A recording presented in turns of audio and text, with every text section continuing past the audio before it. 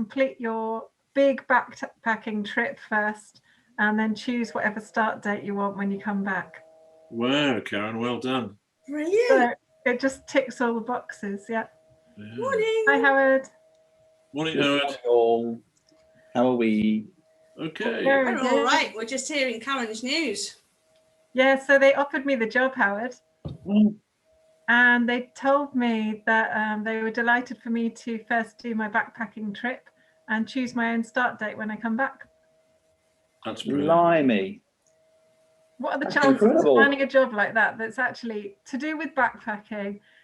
I'm just blown away. She wanted to make sure I had enough money, but literally it's less than half the hours work for the same pay as I'm getting in the cafe.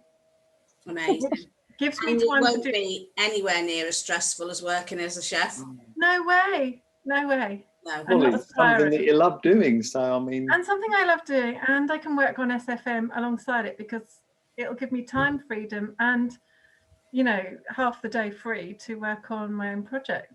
Well, it seems like all this stuff that you've been doing, all the routines and I don't know, have you been doing meditation and that sort of It's stuff? the visualization and the affirmations. There we go. I think. Yeah.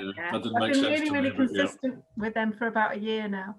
Brilliant. Since I started, and I was looking back at it yesterday, and I have to give the whole SFM thing the credit for it, because I just got really solid with, okay, it's only 5 minutes a day, but I've been doing affirmations every single day, and things like I attract this fantastic job to me and amazing opportunities come to me, those kind of things.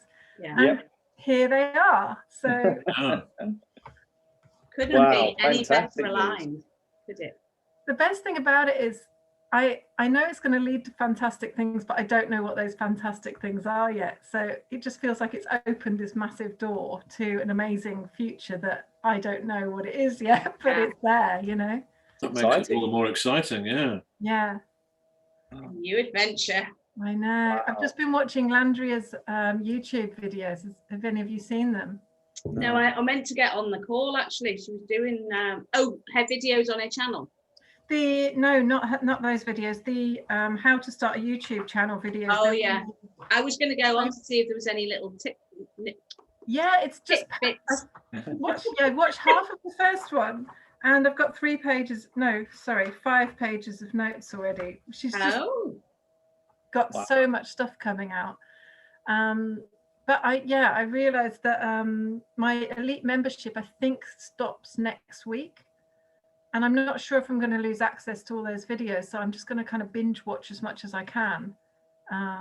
Because I spoke to somebody else whose elite membership stopped 2 weeks ago, and she said she lost access to all the curriculum and everything that was there. I thought we still had access to it, but yeah, I thought so. Yeah, I think you still do. There's you still get access to the modules, because I've still got access to the modules. Okay. What curriculum you mean? What we first started off with, those first seven modules that we were learning when we first started, they're still available if you're not on Elite. The only other thing, if I go into it, I'll have a quick. I think you lose access to the elite curriculum. You lose access, obviously, to the coaches, but also if you go into the training library that's just underneath the curriculum, there's all the Accelerate videos in there, which I had no idea about until this morning. So a friend of mine, SFM friend, she signed up. She was an elite member and then signed up to do the next package, the Accelerate one. But she said, I don't know why I did, because all the videos are just there anyway.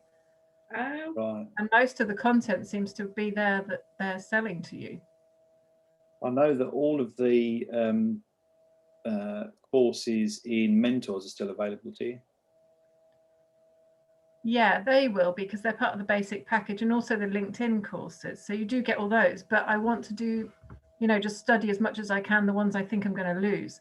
And I think I'm going to lose access to all of those. Do you want me to share my screen and show you? Yeah, I was going to say it's one of the menu options. I was just about to try and get into it myself, but there's one or two of the menu options on the left of your SFM dashboard that don't work anymore after Elite finishes. Yeah. So can you see my screen? So I've gone into I don't know if you want me to backtrack to the next. No, I think you're right. I think all of that is actually going to go. Yeah, I think so. So that's the curriculum section. Yeah. And then if you go into the training archive, you get all these Accelerate masterclasses. And there's tons of different ones in there. You know, I didn't even know they were there myself because I very rarely go in. Yeah, me neither. Just this morning, because somebody mentioned it to me, I had a 6 o'clock success sessions group. Do you remember Frank was doing those? Yeah. And she said that she'd signed up. I think she'd spent quite a lot of money on the next package up, but then she's like, well, most of the videos seem to be there anyway, just for free. So yeah. I better pay attention to that because I think my elite runs out in the next few months. I can't remember the exact date, but I have a suspicion it's exactly 1 week today that it runs out.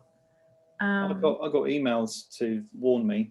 Did you? Oh, yeah. Maybe I haven't got those yet because it's not close enough. But you should be able to go into your main dashboard and see when you started. Oh, that's a good idea. We'll perhaps do that. So yeah, but those Landria videos, I think, I'm not sure. I was thinking about sidestepping away from the blogging and towards the YouTube, but after watching half of her video, I think it's good that I'm practicing editing videos and just gaining some skills and also material from hikes and things. But she posts every single day. She does. And she said, if you're only going to post once a week, it's like training for the Olympics and going for a walk once a week. And I was like, How does she come up with content? This is what I don't understand, is how people manage to find content every single day. She looks at other people's YouTube channels, sees what's popular in the news. I mean, for her, she's a lifestyle one, isn't she? So she reckons she's got 25 video content ideas, always more than where she is. Okay. Wow. Yeah. I mean, with my blogging, I've probably got the same, because if I can get really excited about backpacking food, and then I think, okay, then it's breakfasts, it's lunches and dinners, but okay, breakfast, you can do a whole load on one type of breakfast and a different type of you can easily expand it if you start branching out within your topic. If you She's done that all organically as well, hasn't she? She's not done any advertising for it. She just built it by posting daily and getting her fan base. Yeah, 75% of her SFM affiliate traffic comes organically. Which is amazing, isn't it? It's incredible. Yeah, really. Yeah. Yeah. I mean, I think you need to do as much as you can, or if you don't, from what I've read with YouTube, if you're going to do it and you can't do it, it's too much to do every day, make specific. So Monday, Wednesday, Friday, or Tuesday, Thursday, they're the 2 days. So your fans know exactly the days you're going to post and they're waiting for you. Yeah. And that's the beauty with me with the cats, because we can do 2 or 3. So I tend to do about 5, 6 cats a week, just on like Thursday, Fridays, sometimes a Saturday. We video them all, but then we just post 1 a day. So we do Monday to Friday, 1 a day, and I never put more than 1 on. And that one then generates loads of comments and loads of feedback and stuff. Yeah. So but then you notice a significant drop on Saturday and Sunday when there's no views, because your graph is sort of up here and then Saturday, Sunday is down here. I noticed that with my blogging as well, the days, because I first started posting 3 times a week. I had to reduce it because when I started back at work again, I didn't have the time. But yeah, you could literally see it went up on the days where I posted and down when I didn't. Yeah. So maybe I should concentrate more on the blogging still, and until I feel like that's got a kind of good base of information there, and then move to the YouTube and not try to rush it too much. I think do one thing properly and then move on to the next thing. Thing is, each blog you could do a video on anyway, so you've already got your content, haven't you? Yeah, as well. Exactly. You can make, so if I'm talking about the recipes and giving the actual recipe, then later on you just make the YouTube so it links to the blog post that you've already written about it. Yeah. So I think it's a natural progression. But obviously this new job is going to give me the time. Gosh, yeah. Because before I was a little bit, I don't want to commit to 3 times a week and then I know I'm going back to work and I won't have the time to continue with it. But the new job and the new setup is just going to make it possible for me to be a bit more steady with everything. And I'll be able to work from anywhere. Yeah. So I can... It's just the idea. You are the SFM lifestyle person. I've done it. True laptop lifestyle. Oh, but in a way, it's funny because nothing's changed, but everything's changed. You know, I'm still living in this room, and it's like, but all from giving up that job and just like saying sod it and going. Yeah. And then it's all happened. Yeah, because either way, I would have handed. Tomorrow is the day I'm handing my notice in. I've got my resignation letter. But either way, regardless of whether I had a job to go to or not, I was going to do it tomorrow. Yeah. Amazing.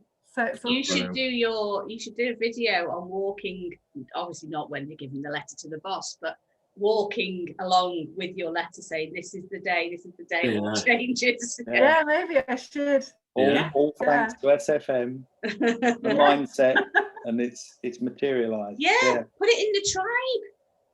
Yeah, you could tell them all the results, all what's happened of coming back, of just facing the fear and just going for it, and how it's all just delivered. Mm-hmm. That would be so inspiring. Because I'm doing the 90-day video challenge, like round 2. So I did a video yesterday on the whole, just how I realized from looking back at my visualizations, I'm so much closer to my ideal day. And actually in September when I come back, well, even when I go on the first trips, like part of my ideal life was to do the trips. And then coming back, you know, I'll have time to set up my own time scale of when I want to work. It's flexible hours, flexible days. She said I can work as many hours or as least hours as I want, so I can change my week working hours depending on what totally flexible, isn't she? She wants everybody to be able to live a good life. And that's why she wanted to pay me what I needed to do it. So brilliant. But when you look back and you think, well, my ideal day was that, and now in September I can actually do most of that stuff. The only thing that's in my ideal day that's not in that is being in my own house, like having my own place. But that will just come, I think, if I keep that. It's a longer project, isn't it? So you need more. Has your fella got a house? He has. Oh. That's it then, you've got a house. Has he asked you to move in yet? He hasn't, but he's very keen. So it could go in that direction. There, that's the next thing then. Get yourself on the beach. He's talking about selling his house. I can't imagine living in that house because it's a bit tiny. But you never know. Well, I mean, it sounds like the house is only ever going to be a base for you. You're going to be off all over the place. Yeah, I think so. And that's why I want a really simple place that's just uncluttered. It's just got the things you need, and like you say, it's the base. It's a safe place you come back to. It gives you security that you know you've got this solid place, and also to have a place that's close to my family was important to me, so that it wasn't difficult. I don't necessarily want to live with my parents when I'm visiting them. You know, it'd be good to be nearby. Yeah. And just a short trip away. So of course, the next thing is you can get all the hints and tips from Stuart on his van life, because then that could be your base. Yeah. You don't actually need to come back to a house. You'll have your house with you all the time. This is the other thing with Paul, you see. Paul's already bought a van that he was planning on converting. Oh, my word, Karen. It's all there. There we go. Unbelievable. It's just all coming together. And you don't, sometimes it's better than you even plan it, you know. You just, I don't know. It's funny, I was having this chat with Steve Greenhalgh when I first had my ideal day. And I was going through, you know how you visualize, I'm getting up in the morning and what your daily routine is, and you kind of work your way through your day and your visualization. And then I realized that there were some fears coming in about being in the house on my own and living this life on my own because I didn't have a partner at the time. And he said, well, you need to get a dog or like put a fella in the ideal day, you know, like sticks. So then there's this sort of faceless person appeared in my ideal day. But he seems to have a face now, so. Yeah. You see, this is why SFM's so good, because if you ask the majority of people that come in, or we know with SFM that come into SFM, when you first say to them, what's your goals? What are you wanting in life? They don't know. Yeah. They sit there and they go, money. You're like, okay. You know what you don't want? If you had all the money in the world, then what would the day look like? Oh, I don't know, never thought about it. So if you've never thought about it, you've never dreamed about it, how are you going to get it? Exactly. Well, you know what you don't want, but you don't know what you do want instead. But then you focus on what you don't want, don't you? Yeah. Exactly. And that's what you get more of, isn't it? Yeah. Yeah, it's true. It's flipping it. Also, the thing about making an effort to get what you want, like, so I was thinking, oh, you know, I feel sad being on my own and it would be nice to have a partner, someone to share my life with. But you think, well, what have I actually done to get one, you know? So then because of like the change in mindset, then I joined up. I spent a decent amount of money on a proper website where they actually match you properly with people that, you know, they've done a bit of research. It's not just Tinder kind of thing. Yeah. And that's how I found Paul. But if I hadn't have done that, I wouldn't, there's no way I would have come across him. Like our circles just, we wouldn't have met at all, especially with lockdown. There's no way. Yeah. No, and you've got so much in common, so it's obviously worked. Yeah, it has. Yeah, it has. I can see you being on the visionary call. Yes. You could be actually one of the highlights of the visionary call, and actually well, maybe they like to drag someone in and say, just give us your story. And I'd love to hear your story, I'm telling you. I haven't made any cash yet though, Howard. That doesn't matter. That really doesn't matter, because the fact is that you've worked towards a point now where you've actually got practically a dream job. Yeah. And then the whole thing will flesh out from here, because you know now how to actually use everything you're doing on your trips to be able to monetize them. So everything's all just going to start. I think it's probably going to grow, going crazy. Yeah, it's going to grow. And if you hadn't used that automated word, you might not have got that job. No, there's no way. I mean, when the first time I remember doing your call on this webinar, and the first time I was just sweating, I was so nervous, and you know, just talking on Zoom was a major thing. And going on the webinars, even when you're not like video like being seen, it was a majorly nerve-wracking thing for me. And now I'm completely comfortable with it, and it doesn't faze me at all.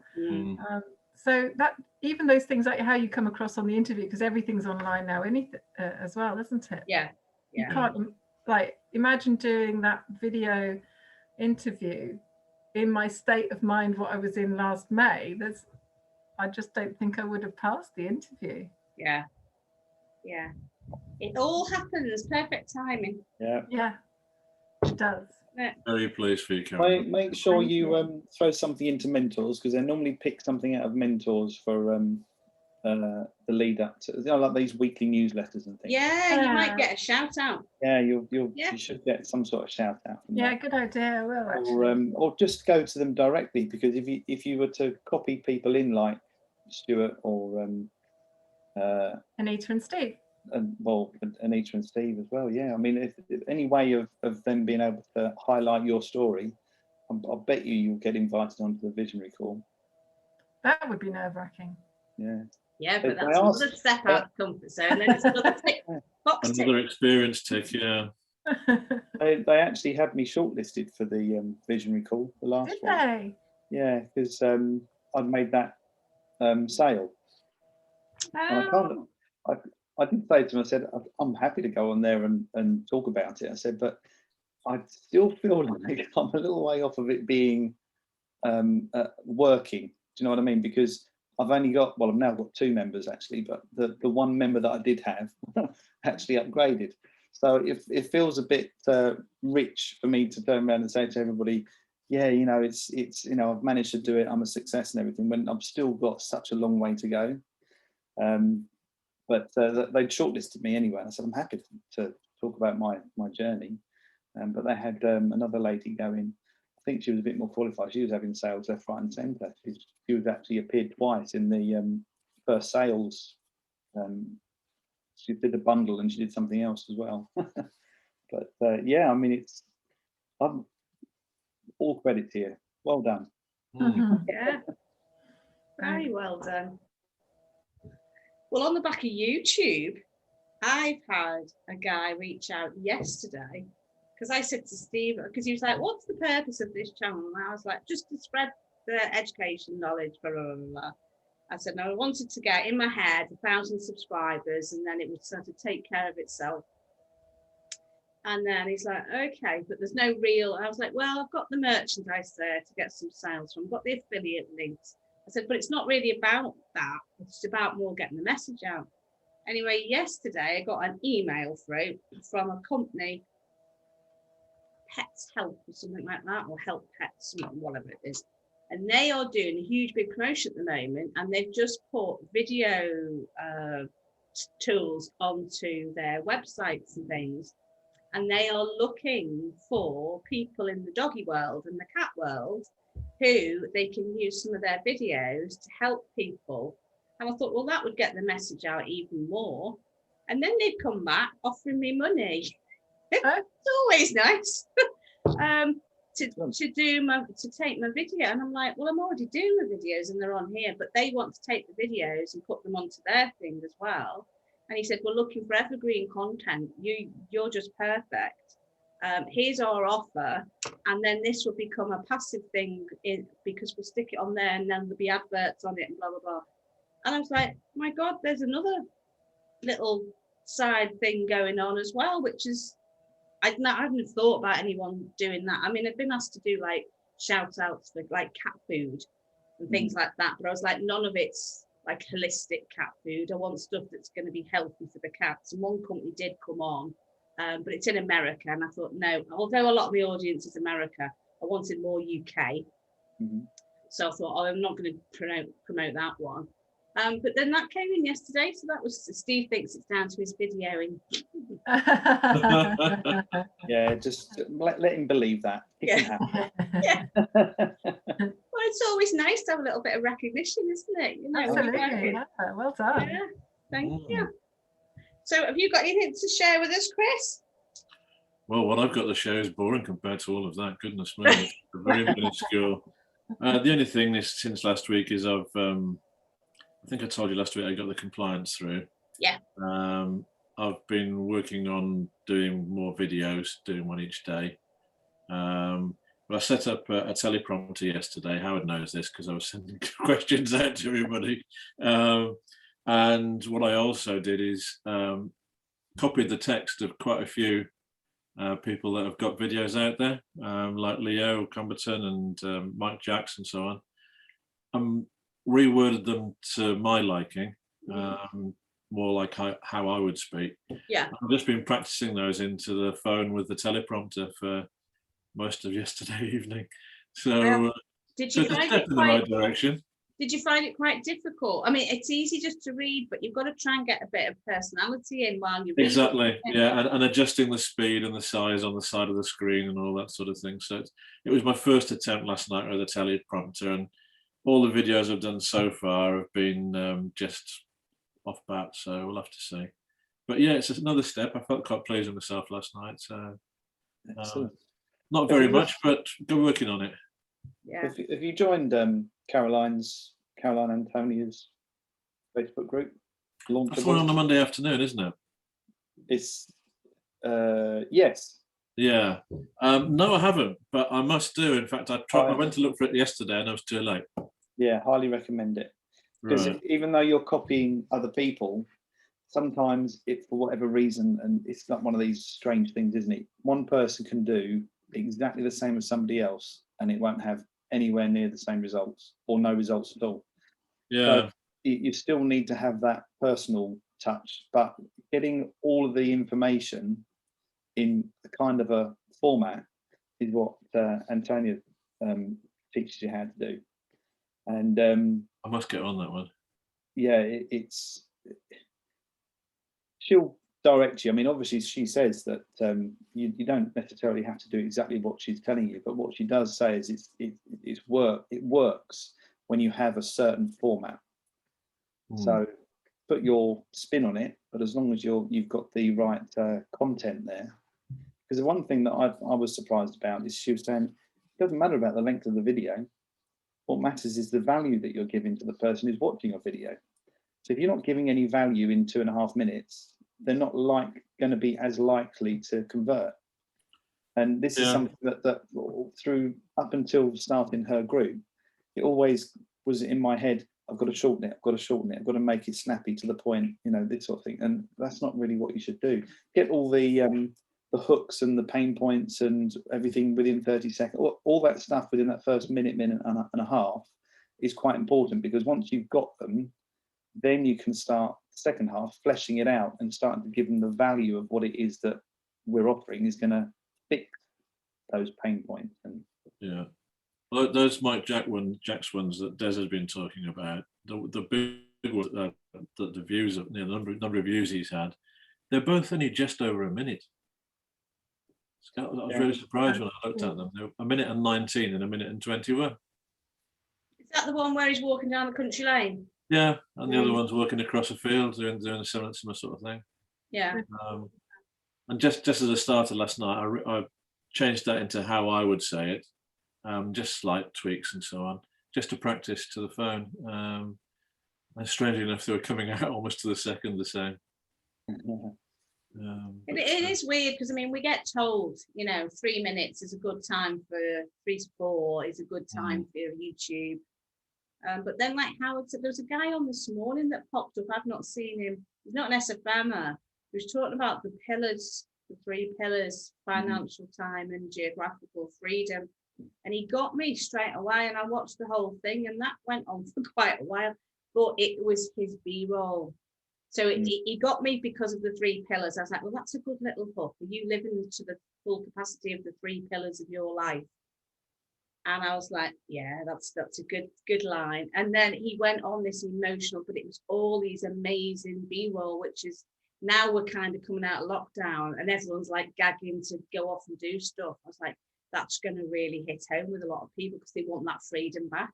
I mean, it amazed me how many people have headed to Portugal, like, in the airports when they're all off on the first day, like, gone. Did you hear as well? I think it was on BBC the other day. They were saying they expect there's going to be like this wave of redundancies as people realise they don't want to go back full time to their jobs. Yeah, I think there's going to be a huge change, and the more people we talk to, they're like, "What are we doing it for? Why are we working all those hours?" And a lot of them now are saying because of the housing bubble as well. They've got so much equity in the house. Excuse me. Let me just grab this. Sorry. Hey, can I just put you through to Steve? I'm on a webinar. Hang on a sec. Yeah, we've got loads of people with loads of equity in their houses.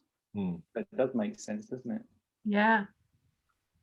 I mean, what's happening in Shropshire here is obviously it's a rural county. It's a big dairy county, really, but a lot of historic towns like Shrewsbury, for example, and Ironbridge just down the road from me. So there's a lot of big properties in this county, but they're all very rural. And all the properties over sort of $750,000 upwards are all being sold to people from the cities. Yeah, escaping. They're coming out of London and places like that. Now. Yeah, I want to escape. Yeah. Are you in an urban environment, are you? Or?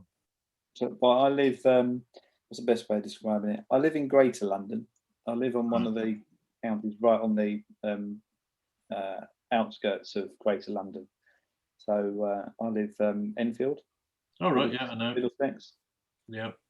But it just seems that it's getting more and more ridiculous with the London Mayor deciding that he's going to expand this zone further and further, and London's not the same as it used to be. I mean, it's obviously been affected by the last year's worth of shutdowns, but people who've been back up into town have said it's not the same.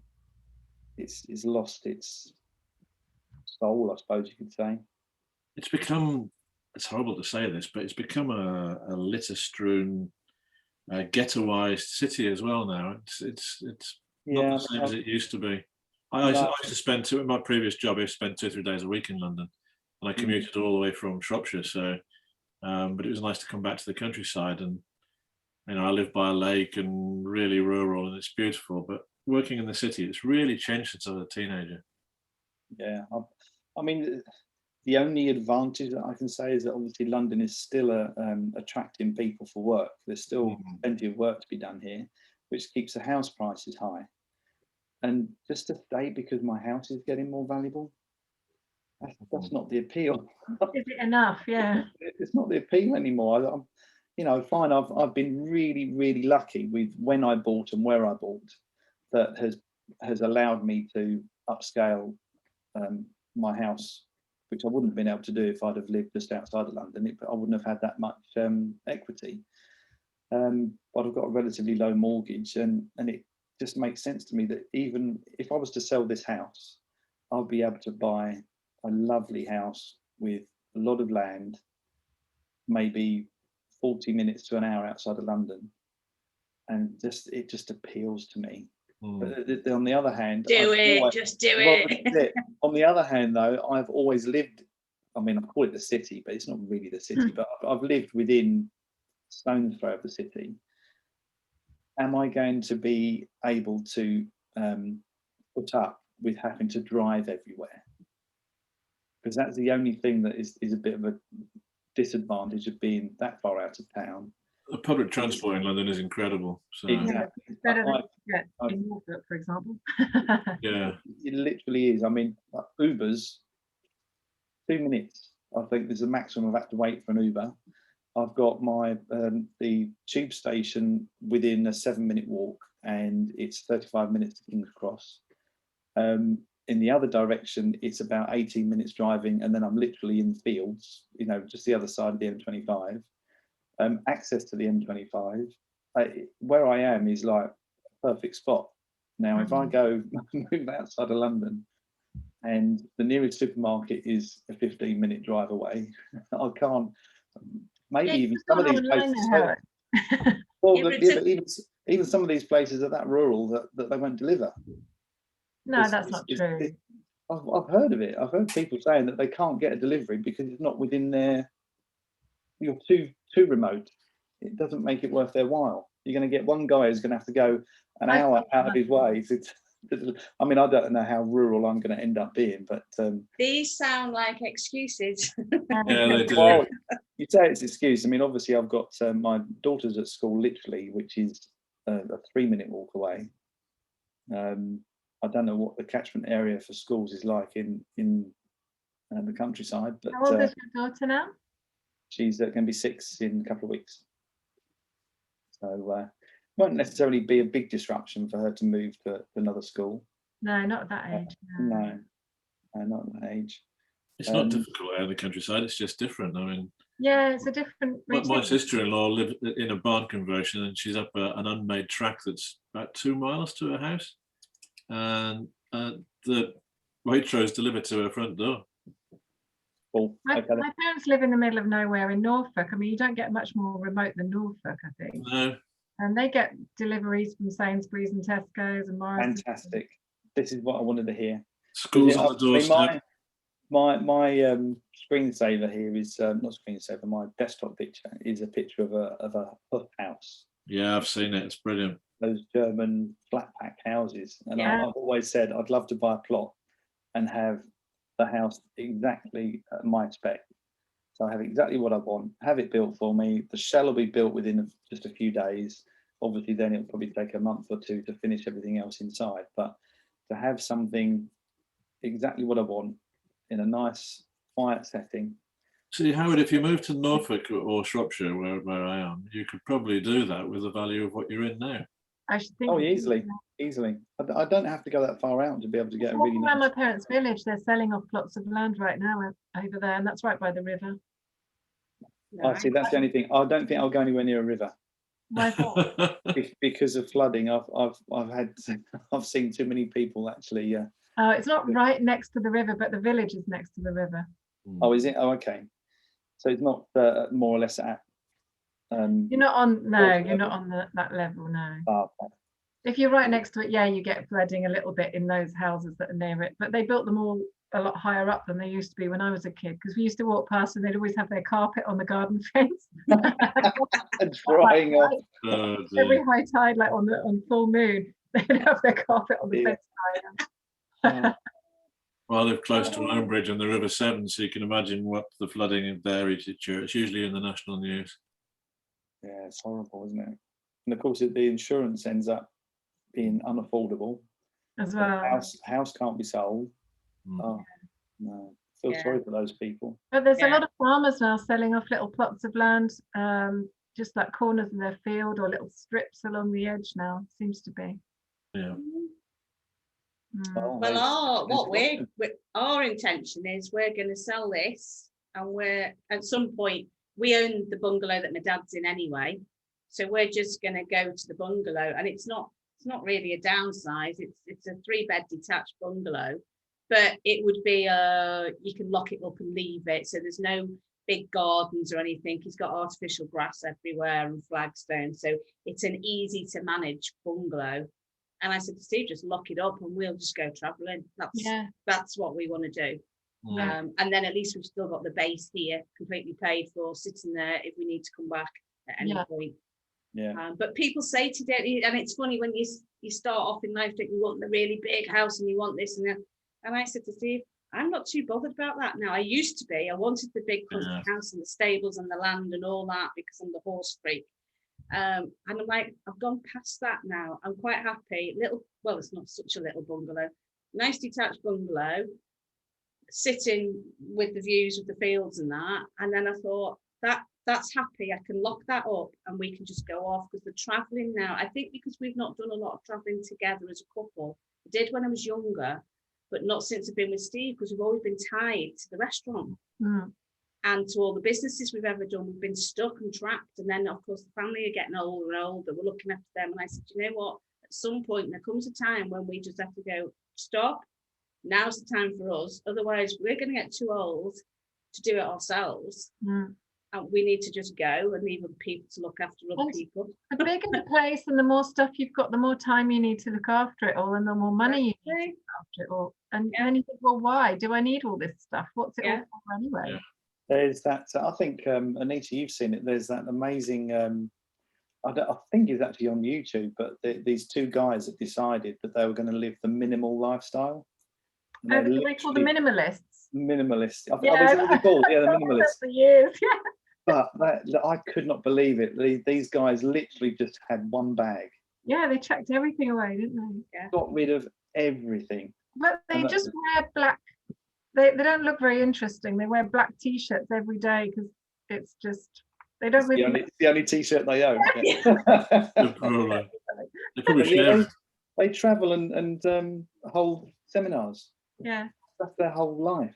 Yeah, telling other people how to live this minimalistic lifestyle. It's a bit like, have you seen Jan and Judith Gitzel? They're SFMers, they're leader threes. We're quite friendly with them, and they are renowned for just being travellers. So they just get in their car, they pack their car with their life stuff, and they just go. So 2 years ago, they just toured all around Greece. They actually met Matt Yeomans on his honeymoon. Not Matt Yeomans, Matt Cook and his wife, after just getting married. And they just travelled all around. So they're known as, like, real traveling people. But they've come back because we've had lockdown and they've hated it being trapped in Germany. And they've so Jan went and got a job because they were staying in a flat to get their money sort of, their savings up again. And Jan has just upgraded the car to, like, it's not a camper van, but they can sleep in it. So it's a fairly good sized car. And Judith was saying, because we've been down for so long in COVID, we've started to accumulate stuff.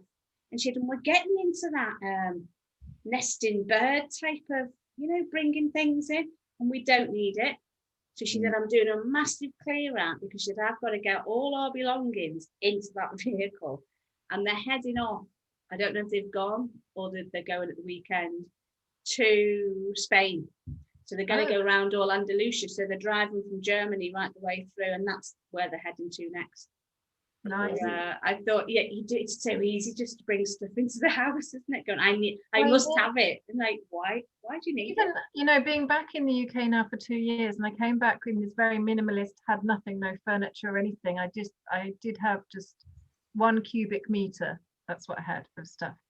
But now, because I'm in this room, and I had a 1-bedroom flat before, and I got actually a lot of it for free. Just my parents' friends, they just have things in their lofts, that are left from their kids or whatever. So I just got my parents to ring around all their mates, and they're like, oh, well, Ian's got you a double bed you can have, and there's a wardrobe over there, there's a dining room table for you over there, and I just collected all this stuff.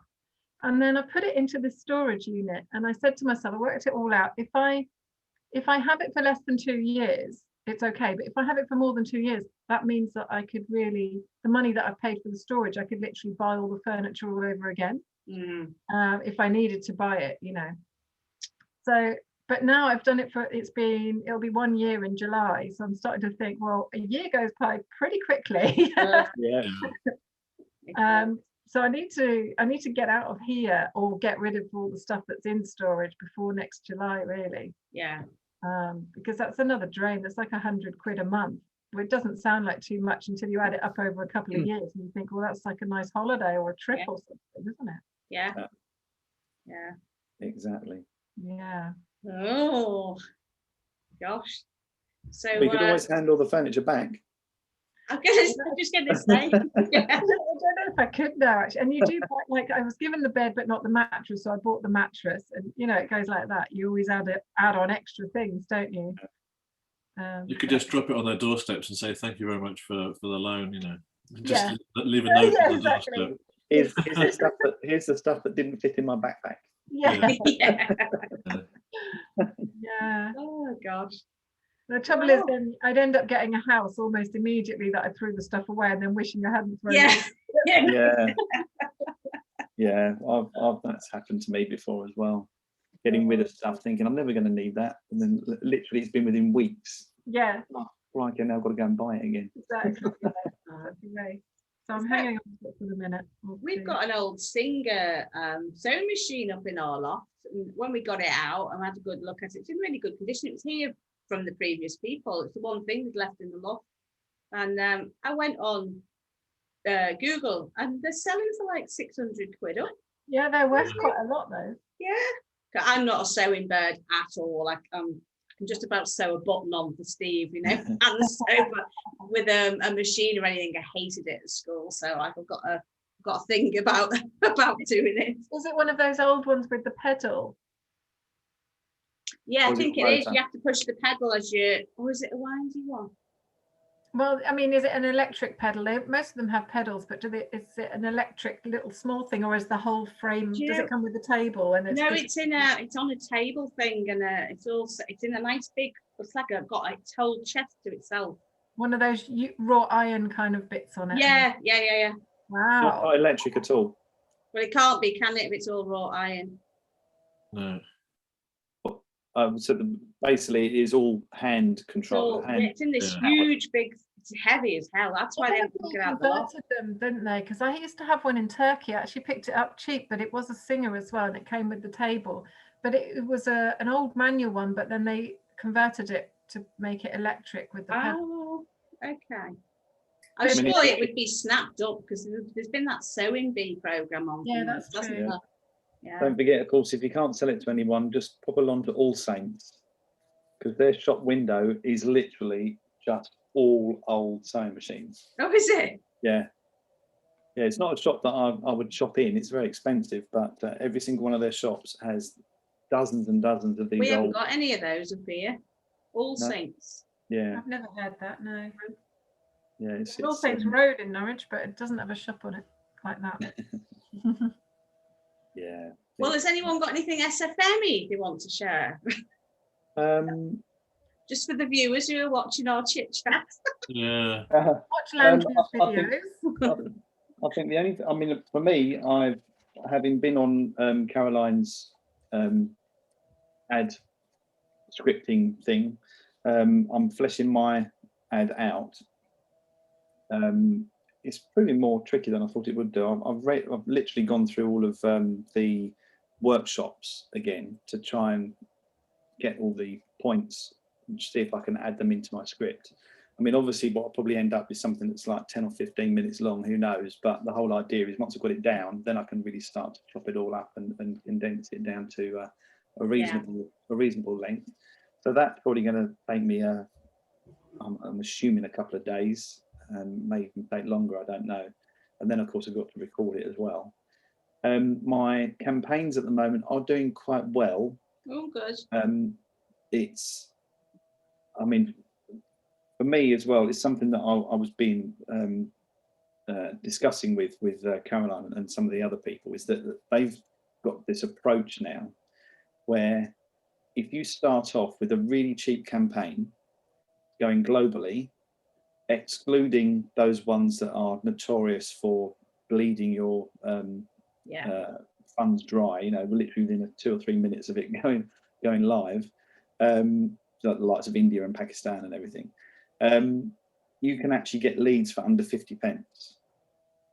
Now, fine, they may not be the most quality leads that you can find, but the whole idea is that they've worked out that if you get something that's less than 50p, that's a good indication that your advert is working. Yeah. So a consistent under 50p a lead. Once you've got to that sort of point, then you can say, well, let's now push it out to the likes of the UK, Canada, USA, etc., and see if you can start getting those. Fine, they're more expensive, but they're regarded as a better quality. More qualified, yeah, quality.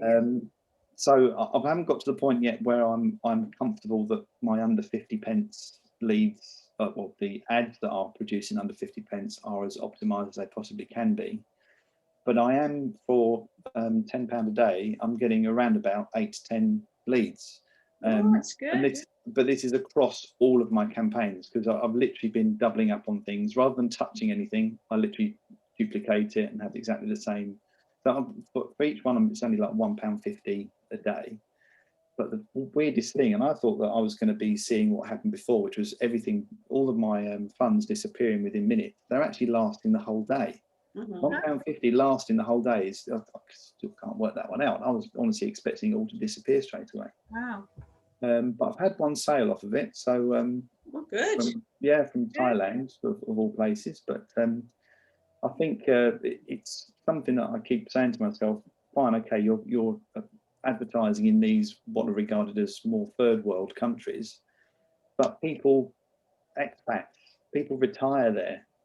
So there's no reason why you shouldn't be able to find some of these people who have moved to these more exotic places and maybe are bored. You know, they've done everything that they wanted to in life, ended up where they wanted to be, but that's not necessarily everything that they want. You know, and it's, who knows? We'll see what happens. But UK definitely has turned into something that is a very tricky market at the moment and quite expensive. So unless you've got the funds behind you, you're not necessarily going to see a big turnaround. Some people have been fortunate. I've seen some people have had some good results from the UK, but for me, on a small budget, it's not working. I'm not getting anybody taking up from the UK. Well, it's good to hear different scenarios, isn't it? Of what you're doing, that's working for you.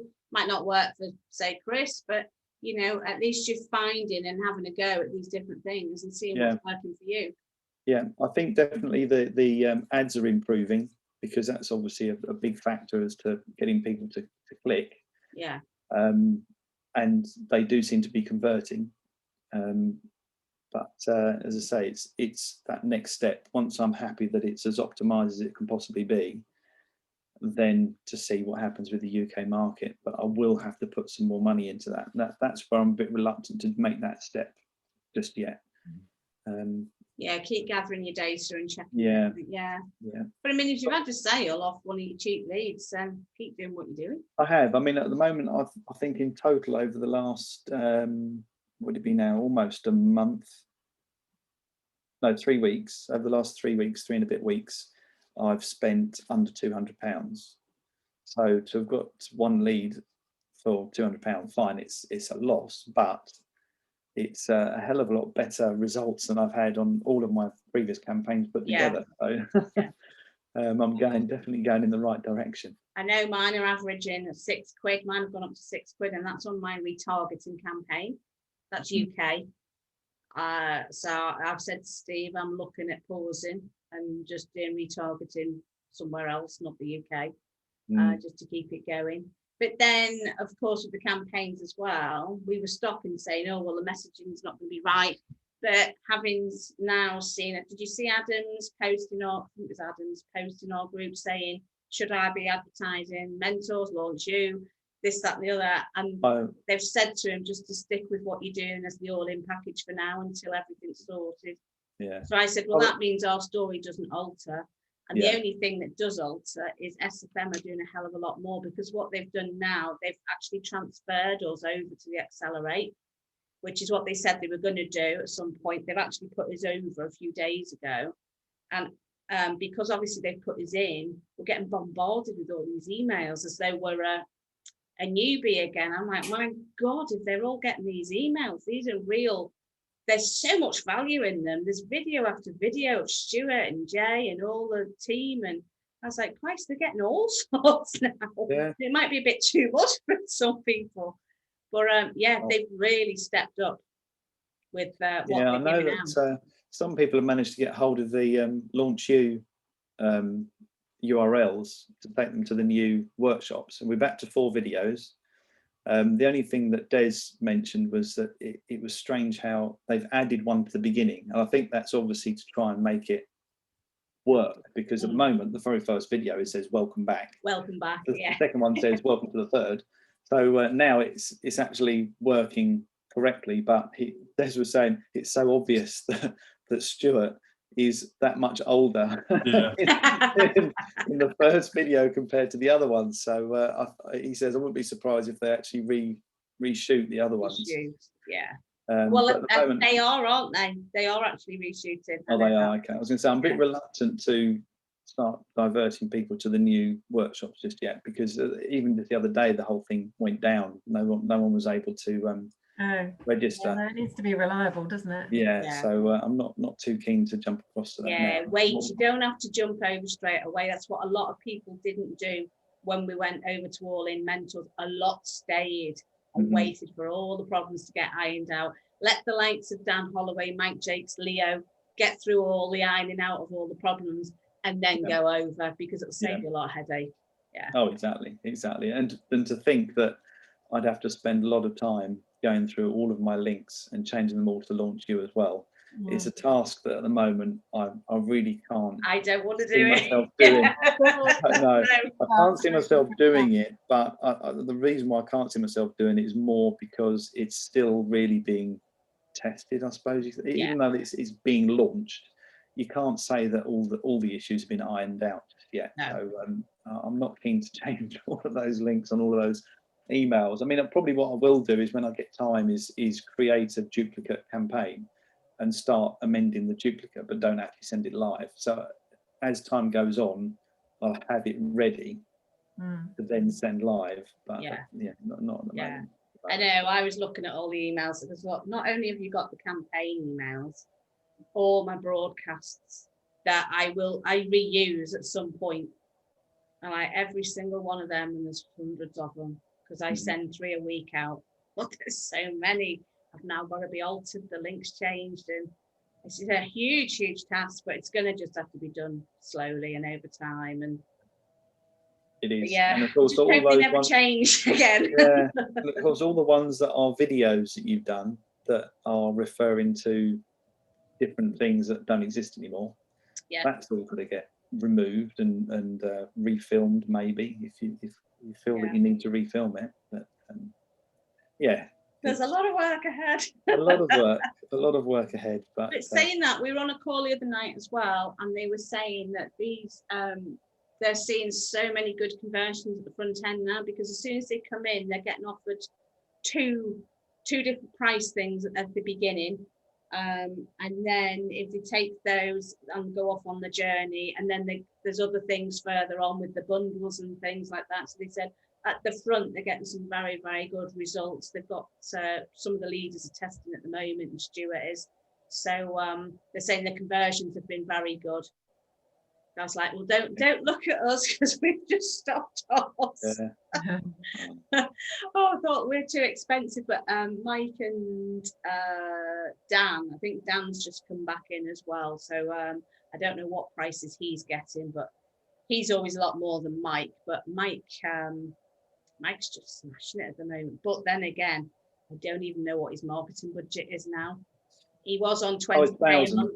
It's thousands, yeah. I was going to say, I don't even know if he's gone up to the 40k mark a month now, or maybe even 50k in that. Just don't know. But yeah, he's getting good returns for it. So Excellent. Yeah, once you've hit that that diamond of an advert, or that I'm sure though some of it's down to the AI that's being generated as well by Google. They're obviously able to place all of his ads in exactly the right place for people to convert. But we all need that little bit of golden, don't we? Just sprinkling that fairy dust, sprinkling on our ads. We do. Yeah, I'm getting there. I'm almost there. You'll get there. That's the confidence we all need. You've got the consistency by the sounds of it, anyway. Yeah. You always seem to be working hard at it, Howard. Okay, yeah, I've put in the hours. I've had the pain, the tears, and it just goes to show that something that has been bothering me for months, and it was literally the tick of a box, it's almost like someone sticking a knife in your gut and twisting it and saying, "Hey, I just made you suffer for all those months," and all you needed to do was untick a box. But I still find it bizarre that there are things that are working for me and not working for others, and vice versa. Yeah. And I cannot work out why it is that, because there must be other people that have asked Aweber to open up a new page when someone fills out the sign up form. I can't imagine there's nobody else that isn't doing that. Sorry, there's nobody else doing it. If there is other people doing it, then why is it that their tracking is working fine? Doesn't make sense to me. But it's what Google said. As soon as Google said it, it's because you're opening up a brand new page when someone fills out your form. It's breaking the tracking link. Whether or not that means that it's breaking UTM tracking, I don't know. And if it isn't breaking UTM tracking, then that will be the reason why other people haven't had a problem. But that's my next step, is to try and get all the UTM tracking set up properly.